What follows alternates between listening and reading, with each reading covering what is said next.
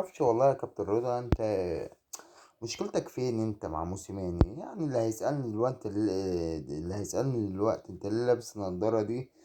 مع ان الجو ليل يعني انت قاعد في البيت، فانت ليه لابس النضارة دي؟ اقول لك عادي بقى، ما انتوا متقبلين يا جماعة كابتن رضا بآرائه، ومعتبرين ان هو المدرب الفذ، او ان هو الراجل اللي بيفهم قوي قوي قوي يعني. فعادي عدوها، مفيش مشكلة، عدوها يا جدعان، مفيش مشكلة خالص يعني. بالنسبة بقى لكابتن رضا ورأيه في موسيماني، وان هو شايف ان موسيماني فاشل او فشل مع الاهلي، او انه ازاي يجي يدرب الزمالك. يا كابتن رضا، يعني يكفي بس ان الراجل مع الاهلي حقق بطولات. انت عملت ايه؟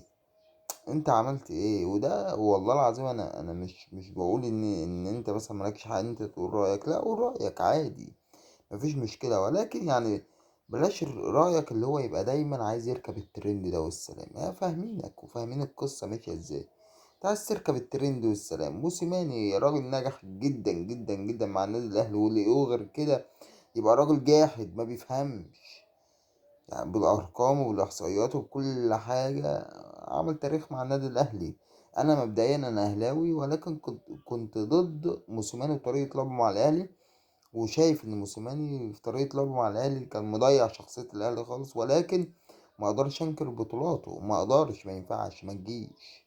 فاهم انت؟ ما تجيش، ما ينفعش ان انا انكر بطولات الراجل ده، لان الراجل ده عمل ارقام لازم نحترمها ونضرب لها تعظيم سلام. بس كده خلاص.